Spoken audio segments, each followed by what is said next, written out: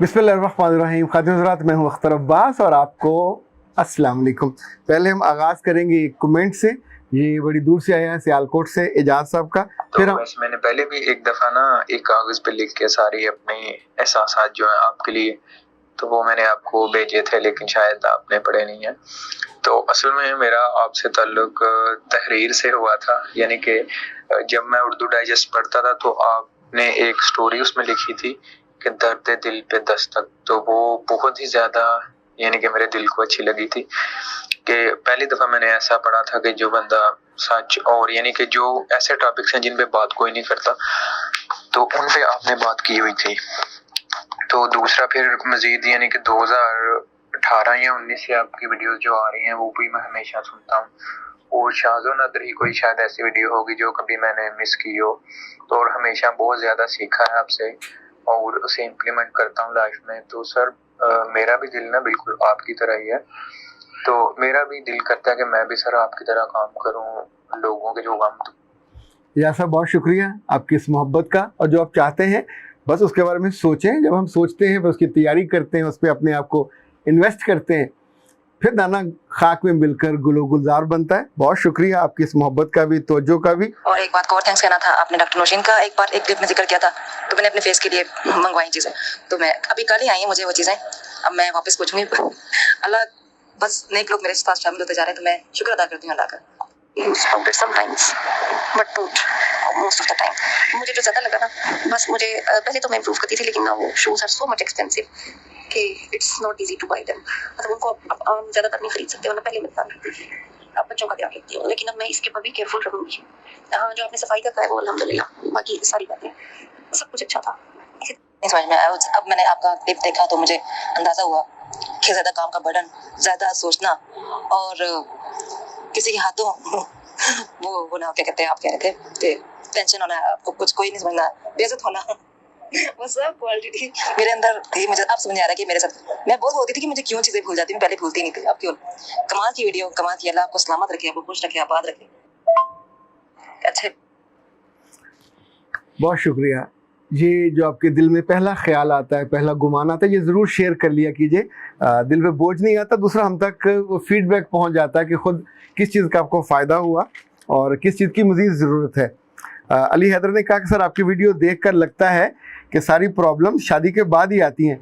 मेरे बच्चे, शादी से पहले आपका ख्याल रखने के लिए आपकी माँ, आपका बाप, आपकी बहनें, रोब डालने के लिए भाई, तोहफे देने के लिए आपकी इज़्ज़ा वक़ार, दोस्त, ये सब रिश्ते आमतौर पे बेगर्ज होते हैं। आप इनका लिहाज करते हैं, वो आपसे शफकत करते हैं, आप इनसे मोहब्बत करते हैं, वो आपकी केयर करते हैं। पर जो ही आप उस रिश्ते में जाते हो जिसका नाम शादी शरीफ है, तो ये रिश्ता खून का नहीं है, इट्स ए एग्रीमेंट। और एग्रीमेंट हम आमतौर पे भूल जाते हैं। ये एग्रीमेंट है उनकी ज़िंदगी में बसने का, उनकी ज़िंदगी में जाके इंडल्ज होने का। हम अपना कायदा खोल के बैठ जाते हैं, मेरी तरफ तवज्जो दो, मुझे सुनो, मुझसे मोहब्बत करो, मेरी खिदमत करो, मेरे माँ बाप, मेरे बहन भाई, मेरा मेरा मेरा मेरा, उस मेरे मेरे में वो सब कुछ छूट जाता है और वहाँ से मुश्किलें आगाज़ हो जाती हैं। जब भी सही चीज़ों का कॉन्सेप्ट, अंग्रेज़ी में एक लफ्ज़ होता है पर्सपेक्टिव, कि आप दूर की चीज़ को जब देखते हो वहाँ से उसका पर्सपेक्टिव और होता है, जब करीब से देखते हो। शादी बहुत अच्छा मीठा लड्डू है, इसके बिना ज़िंदगी नहीं चलने वाली, इसके साथ ही ज़िंदगी चलनी है। पर अगर कोई आपको आपकी कमज़ोरी के साथ कबूल करता है तो उसके एहसान को यार मानो तो सही ना। वो आपको अपने घर में, अपनी ज़िंदगी में एडजस्ट करता है, तो आप उस पर भी इल्ज़ामों की उंगलियां और तलवारें खोल के बैठ जाए, तो ये तो ठीक नहीं है। जब कोई दूसरा आपको जितनी स्पेस दे, उसका एहसान तो मानना चाहिए। अच्छा जनाब, नदीम साहब कहते हैं कि सर जी, मेरी बेटी की तलाक हो गई है, मैं उसकी दोबारा शादी करना चाहती हूँ, मगर वो शादी के लिए तैयार नहीं है। ये कहती है मैं अपनी ज़िंदगी अकेली गुजार लूँगी, उसका कोई बच्चा भी नहीं है। सर मैं क्या करूँ? मैं आपसे मिलकर उसे समझाना चाहती हूँ, अपना पता बताइए। हमारा मिसेज़ नदीम, हमारा पता तो लाहौर का है। हमारे 2 क्लिनिक हैं, सुबह सब्ज़ाज़ार में तकरीबन 9 से 12-1 बजे तक, और फिर 2 से रात 9 बजे तक ये रायवन डिफेंस रोड, उस पर हमारा क्लिनिक है। तो दोनों में आप आ सकते हो। ये तो पहली बात। दूसरी बात ये कि ऐसी बच्चियाँ जिनका दिल टूटा होता है, उनके मियाँ ने तोड़ा या उनके ससुराल ने तोड़ा, आप कभी एक लम्हे को सोचा करें कि वो बच्ची 22-24 साल में आपने उसको यूनिवर्सिटी पढ़ाया, कॉलेज पढ़ाया, उसकी इज्जत हुई, अच्छे कपड़े पहनती थी, दोस्तों में बैठती थी, दोस्तों के दिल जीतती थी, आपके इज़्ज़ा वक़ारत में भी बैठती थी तो तारीफ़ पाती थी। तो अब वो एक बहुत अच्छा कॉन्सेप्ट लेके अपना कि मैं आई एम टू गुड, जहाँ गई वहाँ वो अपना आप मनवा नहीं सकी, उनके दिलों में उतर नहीं सकी, या उन लोगों के दिल छोटे थे। अब याद रखिएगा, this is not whole picture of the world. ये एक घर की, एक दिल की कहानी है जिसमें वो गई, नहीं रह सके, वापस आ गई। तो क्या फिर सारी उम्र हम उसकी वजह से दुनिया की पूरी मोहब्बत से, तवज्जो से इनकार कर दें? एक खाने में नमक ज़्यादा हो जाए तो क्या उम्र भर खाना छोड़ दिया जाए? एक दफ़ा किसी एक जगह से अच्छा तजर्बा न हुआ हो, इसका ये मतलब कहाँ से हुआ कि दोबारा वो तजर्बा न किया जाए? हम एग्ज़ाम में एक दफ़ा खुदा न खास्ता फेल हो जाएं तो क्या फिर सारी उम्र के लिए कसम खा लेते हैं मेरी 7 नस्लें एग्ज़ाम में अपीयर नहीं होंगी? हम दोबारा एग्ज़ाम देते हैं, सप्ली में देते हैं, फाइनल में देते हैं, बिलाखिर 4-4, 5-5 साल के बाद पास हो जाते हैं। मैंने तो ऐसे ऐसे शानदार लोग देखे, शानदार के ऊपर कौमें हैं जिनको अंग्रेज़ी नहीं आती थी, अंग्रेज़ी में फ़ेल होना वो कहते थे ईमान का तकाजा। 1 दफ़ा हुए, 2 दफ़ा, 3 दफ़ा, बाज़ दफ़ा तो पूरे चांस ख़त्म हो गए। लेकिन वो भी अगर मुस्तकिल मिजाज है, ढीठ में नहीं कह रहा, मुस्तकिल मिजाजी है, तो फिर आप डटे रहते हैं और बिलाखिर अंग्रेज़ी हार मान लेती है।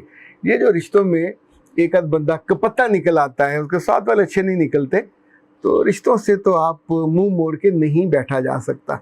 आपके साथ आपकी माँ जीते जी मर जाती है ये सोच के कि जब मैं जाऊंगी तो इसका क्या बनेगा। आपको आपकी भाभियाँ बर्दाश्त नहीं करेंगी, भाई भी बर्दाश्त नहीं करते, और कौन करेगा? तो खुद से अकेले क्या कमाएंगे, क्या खाएंगे, 100 तरह की कॉम्प्लिकेशन है। आप ज़रूर आइए, मैं चूँकि आपके ख़ानदान का नहीं हूँ तो मेरे लिए उस बच्ची को समझाना निस्बतन आसान होगा। सर जी मैं जॉब करती हूँ, जो MA कह रही हैं, और अपने शौहर से बहुत प्यार और मोहब्बत करती हूँ, उनकी इज़्ज़त भी करती हूँ, लेकिन वो मुझसे खुश नहीं होते, मैं क्या करूँ?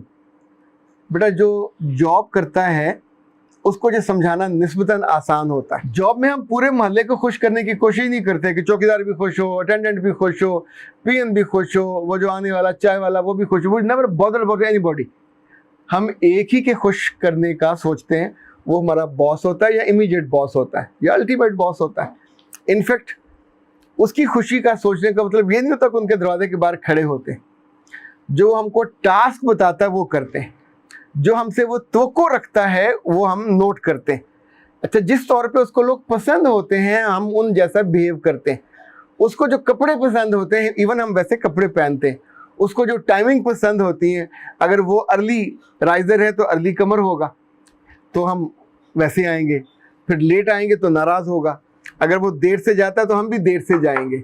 अगर वो काम को पेंडिंग नहीं करता, और उसको अंग्रेज़ी में कहते हैं कि जो काम को इल्तवा नहीं करते, प्रोक्रास्टिनेशन नहीं करते, प्रोक्रास्टिनेट नहीं करते, जो कहा फिर बार बार पूछा नहीं और आप उसको काम दिखा देते हैं कि सर इट्स डन, क्योंकि आपने कहा था तो ये हो गया। इसका मतलब है वो बॉसेस हमसे हमारे टास्क, हमारे काम, हमारी आदतें, हमारे कपड़े, हमारा रिस्पॉन्स, हमारी खुशी, हमारी गमी, हमारा दुख, हमारा सुख, हमारी कमिटमेंट, हमारी लॉयल्टी, ये सब चीज़ों को देखते हैं एक ही वक्त में और हमसे राज़ी रहते हैं। 40 साल। पिछले दिनों अमीन हफीज़ का इंटरव्यू आ रहा था और वो कह रहा था कि मैंने जंग में 41 साल गुजारे, 20 साल जंग में और तकरीबन 20 साल 4 माह जियो में। इसका मतलब इस पूरे बीच में अदारे ने उसको निकाला नहीं, उसकी ज़ुबान पे रे नहीं आता था, तो अदारे ने उसको कहा कि तुम वो जानबूझ के वो लफ्ज़ बोला करो चिड़िया और घड़ी, और ताकि लोगों के चेहरे पे मुस्कुराहट आए और लगे कि लाहौर से, चूँकि ये लाहौर वाले जो है लाहौर में रे को रे बोलते हैं, लाहौरी हो जाते हैं, तो जहाँ रे होती है वहाँ अड़े, जहाँ अड़े होती है वहाँ उसको रे बोलते हैं। और वो ही केप्ट ऑन, आप कहते हैं इनिशिएट करना और क्रिएटिव होना। तो अगर आप ये करते हो, छोटे छोटे अदारों में भी लोग 40 साल उम्र भर गुजारते हैं, तो जब भी हम तवक्कुआत पूरा करते हैं तो शौहर भी राज़ी हो जाते हैं और बॉसेस भी राज़ी हो जाते हैं। पर हम अपने आप से राज़ी तब होंगे अगर हम ये समझें कि जो बॉस है उसका राज़ी होना हमारी खुशी का बायस होता, दुख का बायस नहीं होता। तो मियाँ को भी राज़ी करने के लिए कुछ चीज़ों को आप लिख के रख लीजिए कि ये मेरे मियाँ को पसंद है, 1 2 3 आप ज़रा उसकी प्रायोरिटी लिख लीजिए। फिर किसी रोज़ मियाँ का हाथ पकड़ के बैठें और उससे पूछें कि आप मुझसे किस किस बात पे राज़ी हो और किस किस बात पे आप इम्प्रूवमेंट चाहते हो और किस किस बात से नाराज़ हो। फ़र्ज़ करें आप 3 चीज़ें कर लेते तो 9 बनेंगी ना कुल, और 9 चीज़ें आपकी ज़िंदगी का पांसा पलट सकती हैं। जिससे खुश है कीप ऑन डूइंग दैट, जिसको वो नाराज़ है उसको ठीक कर लीजिए, और जहाँ वो तवक्कुआत आप पूरी नहीं कर रहे हैं उन तवक्कुआत पे एक कदम नहीं मुसलसल इम्प्रूव कीजिए, ज़िंदगी आसान हो जाएगी। गारंटी तो मैं फिर भी नहीं दे सकता, लेकिन चीज़ें बेहतर हो जाती हैं, दिल बेहतर हो जाते हैं, आंखें बेहतर हो जाती हैं, हालात बेहतर हो जाते हैं और इंसान भी बेहतर हो जाते हैं। इजाज़त दीजिए, अस्सलाम वालेकुम।